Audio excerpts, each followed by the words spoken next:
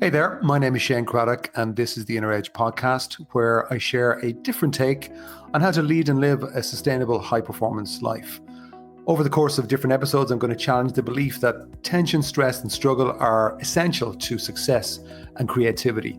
My experience is that there's an easier way, there's a better way, and indeed there's an essential way that we need to explore for the times that we live in. So let's go ahead, let's jump in and explore.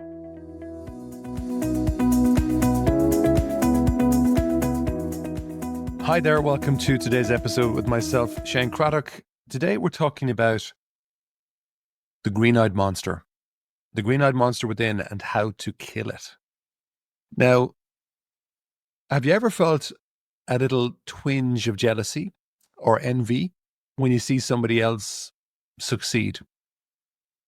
I think if most people are honest, they will say yes to that question, but I don't know if maybe in polite society we ever talk about this enough, but that's maybe what we're going to explore today. That, look, you're not the only one, Shane included.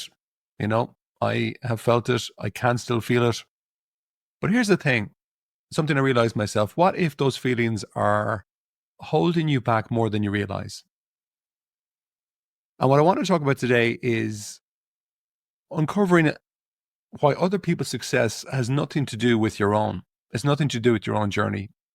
And it is possible to shift your own inner perspective when something like this happens or arises, when you feel the green-eyed monster kicking in within, that you can shift your inner perspective to feel actually not defeated or less than or jealous, but to actually feel more inspired. And I think a lot of it's to do with the awareness of how your inner world works, and also being willing to challenge and question your perspective, which is driving really that feeling of the green-eyed monster within. And if you're not careful, you see that can drag you down in a lot of other ways. And I suppose something, and I'm only talking about my own experience really here as well, and maybe with clients as well, that look, feeling bad about other people's success isn't about them, because we can very often put a narrative around, well, you know, that's them, and maybe it's a negative narrative. It's really more about the story that we're telling ourselves. And when you shift your focus more inside you, you can use their success as a source of inspiration for yourself, not insecurity, because ultimately that's where it's coming from. Now, some examples maybe where the green-eyed monster can kick in. Maybe you could see a colleague getting promoted and feel like you're falling behind. Maybe you're watching a friend hit a big milestone in business or in life, and it makes you doubt your own progress even more, but really that doubt was there anyway. Maybe you're comparing yourself to complete strangers online who seem to have it all together, but they don't really. You know, I find it fascinating that now we're living in a time where some, famous influencers on social media are coming out saying, they used to be famous or were famous for getting really apparently fit and healthy. And now they're coming out saying, actually, that was all a sham. I was miserable. And now they're trying to become famous for being happy, blah, blah, blah. But again, I just see a lot of that as being a sham. Maybe you're in a situation where you feel like something has failed and you're seeing somebody else succeed in the same arena. And yeah, that can be difficult. That can be painful. But again, it's just to watch that the green-eyed monster doesn't slam you down further than where you need to be. And also that you challenge what it's saying. Because the nature of the mind, this is what I discovered myself, is that left to its own devices, its own nature is to compare. That's one of the things that the mind does, is that it loves to compare. So it loves to compare, well, I'm here now, but I need to be over there. And if I'm over there, then I'm successful, which is complete BS. But the world has kind of conditioned us to think that, no, you need to be better. You need to be over here. And also you can compare yourself then to other people's success. And if you're not careful, you can start ending up going down this very slippery slope of damaging your self-esteem without realizing that actually the green-eyed monster within is the one that's behind it. I remember this happened a couple of times. I've written now a couple of books. I've written a couple of plays. And I write regularly a weekly blog, and I love writing now. As somebody who in school was an SC student, I never would have thought that I would have ended up loving language, loving story, loving writing. But that took a long time to kind of draw out of me. And I have had many times where I would have felt envious of somebody else's success who had a book published, um, in different contexts. And I would have felt bad and perhaps then projected, not perhaps actually projected a story onto, wow, well, they're succeeding because of this, that, and the other. And really not looking at the truth that was holding me back. Because ultimately for me, really that kind of narrative and feeling was created from the monster within. It was, that monster was kind of wrapped around an unidentified, deep belief, which was, I'm not good enough. I'm just not good enough. And there is another reason why I'm not good enough. But that it was absolute horseshit, absolute BS. And it held me back. And apart from making me feel bad, that's the bigger point. It actually held me back from actually making progress and momentum on creating books. I'll come back to that a little bit later. I'm also thinking of a client who I would have worked with for a while, where they were very wealthy, they were successful in their field, in their industry, but perpetually very unhappy. And on the outside looking in, you think, oh, they have everything. They have more than most people have, and they will have more than most people probably will ever get. But they were very unhappy, and it was affecting their performance and everything. And part of the core reason for that was because they were comparing themselves against everyone. I mean, the most ridiculous things, if somebody had a slightly better car, if somebody had a slightly better body, if somebody had a slightly better relationships, if somebody had a holiday that they wanted to do, like this person could do whatever they wanted.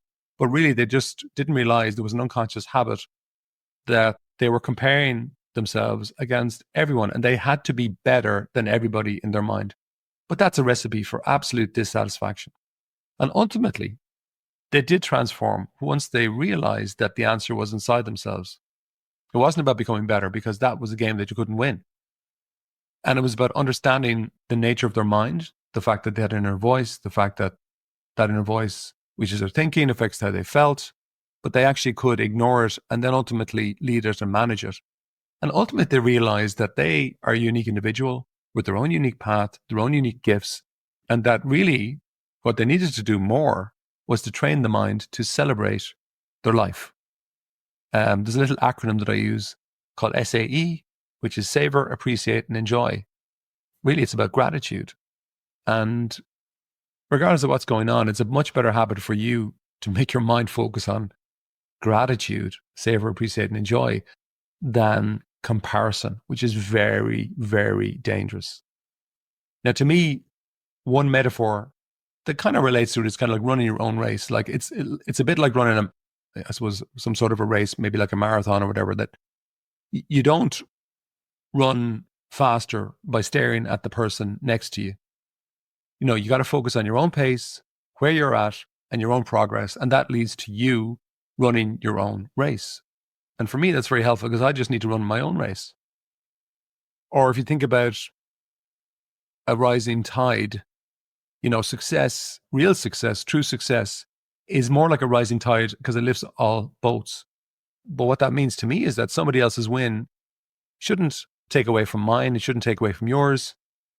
Really, it's about creating opportunity for everybody to rise. So, a very helpful thing would be, wow. And this is something I've seen myself, is that I'm aware, as I've been brought up my book, The Inner CEO, last year.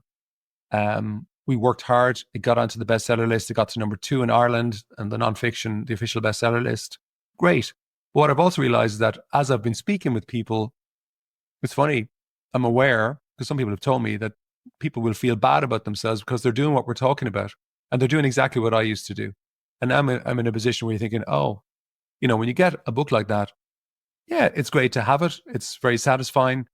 But still, I get up in the morning, go about my work, chop wood, carry water, as the phrase goes. Like, life goes on. It doesn't change who you are. In many ways, people think, oh, like the life of whatever best-selling. It doesn't mean anything. But going back to the race, like, what race is yours? Focus on that more. That was very helpful to me. And then the rising tide. Look, now I look at, well, somebody else. Well, look, if they can do it, and if nothing else from my point of view, if I can do it, well, then somebody else can do it. And hopefully that's the way they're thinking. Well, if he can do it, well, then I can do it. And I don't doubt that has already happened. So what about you? Like, when was the last time somebody else's success made you feel less than or envious or jealous? could you take a moment and just think back and reflect and think, okay, what story was I telling myself in that moment? What were you telling yourself in that moment? And here's a little kind of a inner jujitsu move. Like, what would change if we saw others' achievements as proof of what's possible rather than evidence of how crap we are? What unique strengths, assets, or interests or gifts do you have that nobody else can replicate? Because ultimately, as I say to my kids, even though they'll raise their eyes to heaven, everybody here on the planet has got their own unique fingerprint. I do believe that you've got your own unique set of assets, strengths, gifts that nobody else can replicate. There's only one you. I think you're here for a reason. And instead of beating ourselves down and thinking, giving fuel to the green-eyed monster, or that we're not good enough, or that we can't do it, or that we never get there, maybe we need to pause, step back, and start to pay more attention to, hang on a second here. What are my strengths? What are my assets? What are my gifts? And what race do I want to run? Forget about what the world is telling you in terms of a race to run. What's the race you want to run? So maybe a little mind shift could be, instead of asking, well, why them and why not me? Maybe change the question to, okay, what can I learn from their success? What can I learn from their progress? I know one of the things that when I shifted to that myself, say for my book or books, one of the lessons that I got with what can I learn from their success was, okay, I need to be more persistent because they're very persistent. I need to be more ballsy, and I need to listen less to my inner voice and put in more positive self-talk. Another thing could be, actually, I need to listen less to social media. So let's take those apps off my phone. Or maybe I could reflect on my own achievements and progress to date, because very often the mind will ignore them and say, hang on a second here, forget about all of that. Look at my progress today. Look at my achievements. Yeah, even with the failures. Very often the failures are the sparks of really positive new things, new directions. And that's much better than giving into the feelings that come from the green-eyed monster, which are ultimately feelings of insecurity, inadequacy, of just not being good enough. And anybody who's human, I think most people will have experienced what I'm talking about. And all I'm saying is that there is an option. There is another way. There's a better way. And close out. Look, somebody else's success isn't your failure. It's a reminder that success is possible for all of us. All of us. And last thought, maybe we just stop competing with other people's lives, other people's stories, most of which actually aren't what you really think they are. But maybe it's time to start writing a better version of a story for yourself. That's it for this week. Ciao for now.